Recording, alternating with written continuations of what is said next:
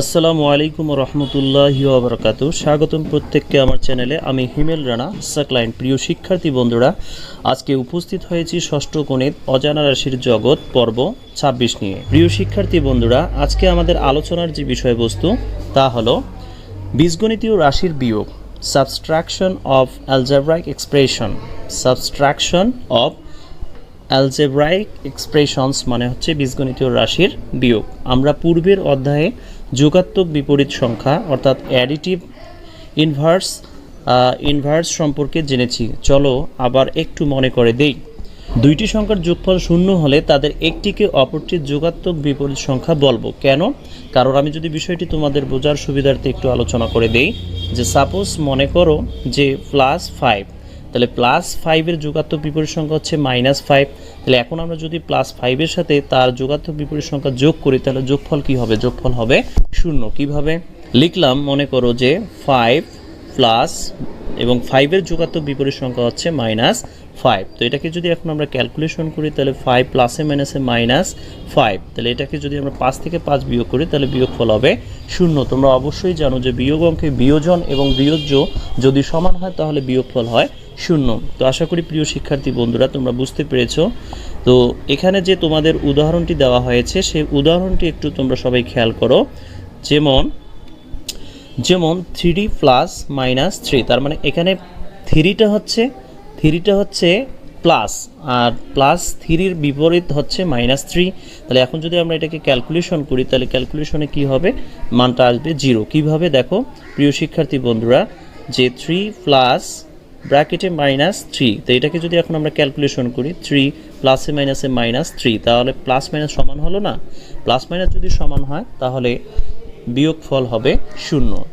এর পরের উদাহরণটা খেয়াল করো প্রিয় শিক্ষার্থী বন্ধুরা, এখানে আছে 7 প্লাস -7 ইজ ইকুয়াল 0, কারণ +7-এর যোগাত্মক বিপরীত সংখ্যা হচ্ছে -7। তো এটাকে যদি আমরা এখন ক্যালকুলেশন করি যে 7 প্লাস ব্র্যাকেটে -7, তাহলে ইজ ইকুয়াল 7 প্লাসে মাইনাসে -7, তাহলে প্লাস মাইনাস সমান হয়ে গেল, তার মানে কি 0। তো এটা তোমরা অবশ্যই মনে রাখবে প্রিয় শিক্ষার্থী বন্ধুরা, যে দুইটি সংখ্যার যোগফল শূন্য হলে তাদের একটিকে অপরটির যোগাত্মক বিপরীত সংখ্যা বলা হয়। যে যোগাত্মক বিপরীত সংখ্যা কাকে বলে? দুইটি সংখ্যার যোগফল শূন্য হলে একটিকে অপরটির যোগাত্মক বিপরীত সংখ্যা বলে। এখানে 3-এর যোগাত্মক বিপরীত সংখ্যা হলো -3, একইভাবে 7-এর যোগাত্মক বিপরীত সংখ্যা হলো -7। চলো সংখ্যা রেখার মাধ্যমে দেখি। তো প্রিয় শিক্ষার্থী বন্ধুরা, তোমরা সংখ্যা রেখাটি ভালোভাবে খেয়াল করো। তো এই সংখ্যা রেখাটিতে বলা হয়েছে যে 2-এর যোগাত্মক বিপরীত সংখ্যা -2। তো সেটা যদি আমরা সংখ্যা রেখায় খেয়াল করি, যে আমরা জানি যে শূন্যটা হচ্ছে মূল বিন্দু, এই শূন্য বিন্দু থেকে ডানে হলে ধনাত্মক এবং বামে হলে হচ্ছে ঋণাত্মক। তোমরা সকলেই জানো যে সংখ্যা রেখার শূন্য বিন্দুর ডানে হলে ধনাত্মক এবং বামে হলে ঋণাত্মক। তো দেখো যে +2, তাহলে +2-এর অবস্থানটা কোন দিকে হবে? সংখ্যা রেখার ডান দিকে হবে, এই জন্য এখানে 2 দেখানো হয়েছে। এরপরে দেখো যে +2-এর যোগাত্মক বিপরীত সংখ্যা হচ্ছে -2, তাহলে -2-এর অবস্থান কোন দিকে হবে? সংখ্যা রেখার বাম দিকে। তাহলে সংখ্যা রেখার বাম দিকে দেখো এখানে 2 দেখানো হয়েছে। তো প্রিয় শিক্ষার্থী বন্ধুরা, আমরা সংখ্যা রেখায়ও বুঝতে পারলাম যে ধনাত্মক সংখ্যার বিপরীত হচ্ছে ঋণাত্মক সংখ্যা, তাহলে 2-এর যোগাত্মক বিপরীত সংখ্যা হচ্ছে -2। আশা করি বুঝতে পেরেছো। বলো তো 0-এর যোগাত্মক বিপরীত সংখ্যা কত? কারণ আমরা তো জানি যে 0 এমন একটি সংখ্যা, 0 হচ্ছে সহকারী অঙ্ক, 0-এর কোনো যোগাত্মক বিপরীত সংখ্যা হয় না। x একটি রাশি এবং যেহেতু x plus -x is equal 0, সুতরাং x এর যোগাত্মক বিপরীত সংখ্যা -x। একইভাবে a - b এর যোগাত্মক বিপরীত রাশি হবে -a প্লাস b। বুঝতে পারো নাই? তাহলে আমি দেখাচ্ছি কিভাবে হচ্ছে। যে মনে করো যে a - b, তো a - b এর যোগাত্মক বিপরীত সংখ্যা কি হবে? যেহেতু এর সামনে প্লাস আছে সেহেতু এখানে -a হবে, আবার যেহেতু বির সামনে মাইনাস আছে এখানে +b হবে, তার মানে a - b এর যোগাত্মক বিপরীত রাশি হবে -a প্লাস b। আশা করি বুঝতে পেরেছো প্রিয় শিক্ষার্থী বন্ধুরা, কারণ a - b plus -a plus b is equal a - b - a plus b is equal a - a plus b - b সমান 0 প্লাস 0 ইজ ইকুয়াল 0। তার মানে হচ্ছে প্রিয় শিক্ষার্থী বন্ধুরা, এখানে এগুলোকে একপাশে করা হয়েছে, বিগুলোকে একপাশে করা হয়েছে, কারণ এ প্লাস এ মাইনাস, তাহলে প্লাস মাইনাস সমান হলে তোমরা জানো যে 0 হয়। আবার দেখো যে প্লাস বি মাইনাস বি, তাহলে প্লাস বি মাইনাস বি সমান হলে এটাও 0 হবে। তাহলে 0-র সাথে আমরা যদি 0 যোগ করি তাহলে ফলাফল 0ই হবে কি না? তো প্রিয় শিক্ষার্থী বন্ধুরা, এবার একটি বীজগণিতীয় রাশি থেকে অপর একটি বীজগণিতীয় রাশি কিভাবে বিয়োগ করা যায় তা নিয়ে আলোচনা করব। একটি বীজগণিতীয় রাশি থেকে অপর একটি বীজগণিতীয় রাশি বিয়োগ করা মানে প্রথম রাশির সাথে দ্বিতীয় রাশির যোগাত্মক বিপরীত রাশি যোগ করা। এই কথাটার অর্থ হচ্ছে যে আমরা যখন প্রথম রাশি থেকে দ্বিতীয় রাশি বিয়োগ করব, তখন দ্বিতীয় রাশির প্রত্যেকটা পদের সামনে থাকা চিহ্নগুলোকে পরিবর্তন করব। প্লাস থাকলে মাইনাস করে দেব এবং মাইনাস থাকলে প্লাস করে দেব। অর্থাৎ দ্বিতীয় রাশির প্রতিটি পদের চিহ্ন পরিবর্তন করে যোগ করা।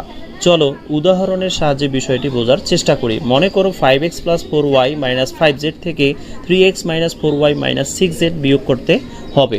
তার মানে এটা হচ্ছে প্রথম রাশি এবং এটা হচ্ছে দ্বিতীয় রাশি। তো প্রথম রাশি থেকে দ্বিতীয় রাশি বিয়োগ করার নিয়ম হচ্ছে দ্বিতীয় রাশির চিহ্ন পরিবর্তন করা। প্রিয় শিক্ষার্থী বন্ধুরা, প্রথম পদ্ধতিটি হলো 3x - 4y - 6z এর যোগাত্মক বিপরীত রাশিটি হলো, যেহেতু প্লাস 3x এটার বিপরীত হচ্ছে -3x, যেহেতু -4y এর বিপরীত হচ্ছে +4y, যেহেতু -6z এর বিপরীত হচ্ছে +6z।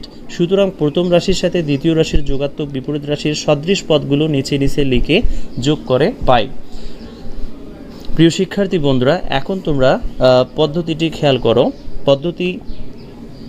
পদ্ধতি 1 এবং পদ্ধতি 2, এখানে দুইটি পদ্ধতি দেখানো হয়েছে। প্রথম যে পদ্ধতিটি সেটি একটি খেয়াল করো যে 5x + 4y - 5z, আর আমরা যেহেতু দ্বিতীয় রাশির চিহ্ন পরিবর্তন করলাম যে এর যোগাত্মক বিপরীত রাশি -3x + 4y + 6z, এটাকে বসে আমরা কি করলাম, যোগ করলাম, অর্থাৎ -5z এবং প্লাস হচ্ছে 6z। তো 6z থেকে যদি 5z বাদ দেই তাহলে একটা z থাকতেছে।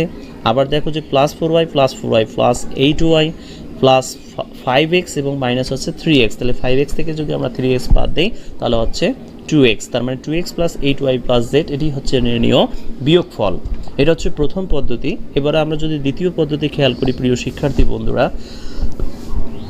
তো দ্বিতীয় পদ্ধতিটি হচ্ছে যে 5x + 4y - 5z 3x - 4y - 6z, মানে প্রথম রাশি এবং দ্বিতীয় রাশি যেভাবে আছে সেভাবে আমরা সদৃশ আকারে সাজাই নিলাম। নেওয়ার পরে দ্বিতীয় রাশির আমরা চিহ্ন পরিবর্তন করব। যেহেতু দ্বিতীয় রাশির 6x এর সামনে মাইনাস আছে সেটাকে আমরা প্লাস দেব, 4y এর সামনে মাইনাস আছে সেটাকে আমরা প্লাস দেব, 3x এর সামনে প্লাস আছে সেটাকে আমরা মাইনাস দেব। তো আমরা চিহ্ন পরিবর্তন করে নিলাম। এখন -6z থেকে -6x থেকে প্রিয় শিক্ষার্থী বন্ধুরা, সম্ভবত এখানে একটু মিস্টেক হয়েছে বইয়ের মধ্যে। এখানে 6x হবে না, এখানে হবে 6z হবে। তো 6z মাইনাস থেকে প্লাস হয়েছে, তাহলে +6z এবং মাইনাস হচ্ছে 5z। তাহলে আমরা যদি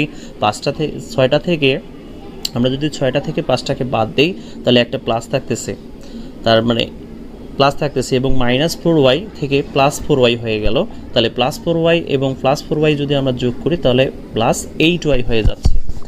এরপরে খেয়াল করো যে দ্বিতীয় রাশির কিন্তু 3x এর সামনে প্লাস ছিল, সে প্লাস থেকে মাইনাস হয়ে গেল। তাহলে 5টা x থেকে যদি আমরা 3টা x-কে বাদ দিই তাহলে 2টা x থাকে। তো এখানে দ্বিতীয় রাশির প্রতিটি পদের চিহ্ন পরিবর্তন করে সদৃশ পদগুলো নিচে লিখে যোগ করা হয়েছে। তো প্রিয় শিক্ষার্থী বন্ধুরা, এই ছিল আজকের বিয়োগ সংক্রান্ত আলোচনা।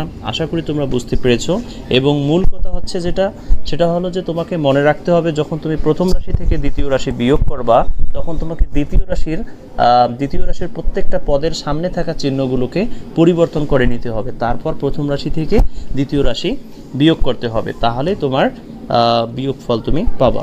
তো আশা করি প্রিয় শিক্ষার্থী বন্ধুরা তোমরা আজকের ক্লাসটি ভালো মতো বুঝতে পেরেছো। ভালো থাকবে, সুস্থ থাকবে, দেখা হবে পরবর্তী ক্লাসে। আসসালামু আলাইকুম ওয়া রাহমাতুল্লাহি ওয়া বারাকাতুহু।